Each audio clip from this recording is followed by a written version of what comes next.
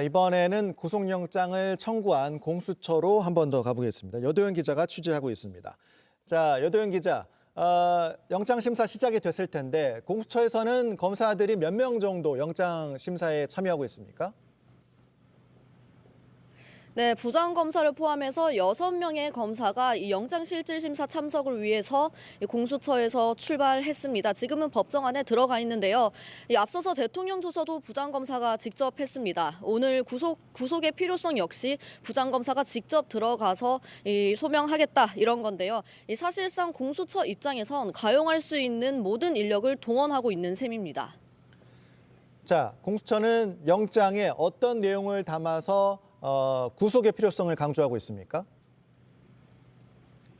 네, 오늘 법정에서도 이 청구서를 기반으로 해서 이 소명을 할 거기 때문에 이 내용이 굉장히 중요합니다. 앞서서 질문지는 200쪽 정도였는데요. 이 영장 청구서는 150쪽이라고 합니다. 여기에는 대통령을 확신범 이렇게 표현한 걸로 알려졌습니다. 12.3 내란 사태 관련해서 지금 주요 임무 종사자들이 다 구속이 된 상황인데 여기에 우두머리로 지목된 대통령의 범죄 중대성을 강조하기 위한 걸로 보입니다.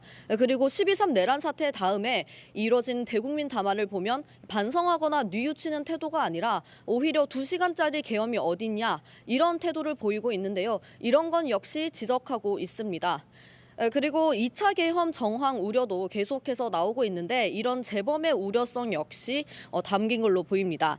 공수처는 계엄 전후에 대통령의 전화를 직접 받은 군사령관들의 수사 기록 역시 확보했는데요. 앞서서 대통령 조사 때는 사실상 대통령이 묵비권을 행사하면서 제대로 조사를 하지 못했는데 이런 수사 자료들을 통해서 혐의를 보강할 수 있다. 이런 게 공수처의 판단입니다.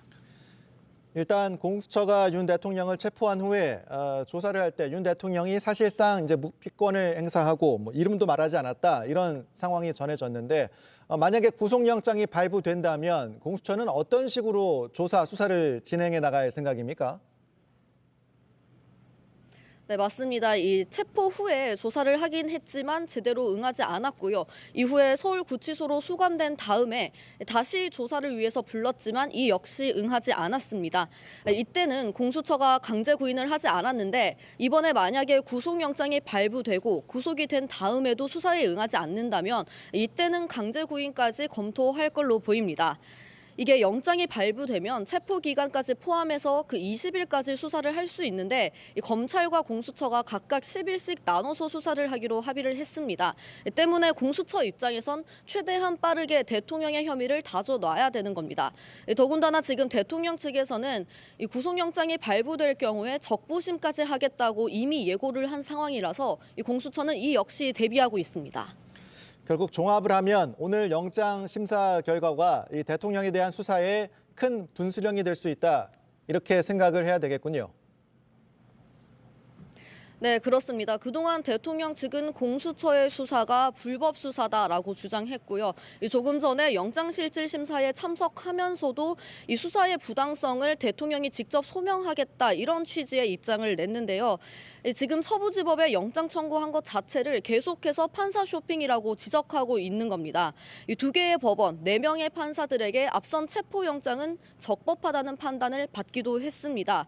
그런데 오늘 윤 대통령이 직접 법정에 출석하는 만큼 만약에 오늘까지 구속영장이 발부가 된다면 대통령의 논리는 힘을 잃게 됩니다. 공수처 역시 오늘 영장 결과에 따라서 수사가 벽에 부딪힐 수도 아니면 속도를 낼 수도 있습니다. 지금까지 공수처에서 JTBC 여도현입니다.